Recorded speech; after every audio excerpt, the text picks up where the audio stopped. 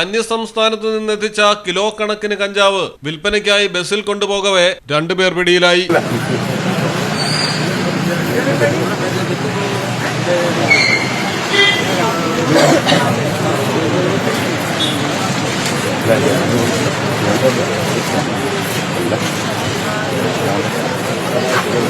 കണ്ണൂരാണ് സംഭവം. ഉത്തർപ്രദേശ് സ്വദേശികളായ സുശീൽ കുമാർ, രാം രത്തൻ സഹിനി എന്നിവരാണ് 5 കിലോ കഞ്ചാവ് കടത്താൻ ശ്രമിച്ചത്. ഒഡീഷയിൽ നിന്നെത്തിച്ച കഞ്ചാവ് വിൽപ്പന ലക്ഷ്യമിട്ടാണ് കണ്ണൂർ ജില്ലയിലെത്തിച്ചത്. പാപ്പിനിശ്ശേരിയിൽ നിന്നും കണ്ണൂരിലേക്ക് പോവുകയായിരുന്നു ബസ്. വാഹന പരിശോധനയ്ക്കിടെ വളപട്ടണം പോലീസാണ് പ്രതികളെ പിടികൂടിയത്.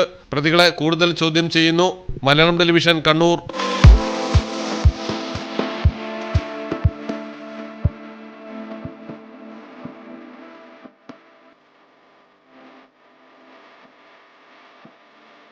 Claras Designer Jewelry, Calicut Road, Perindalmanna.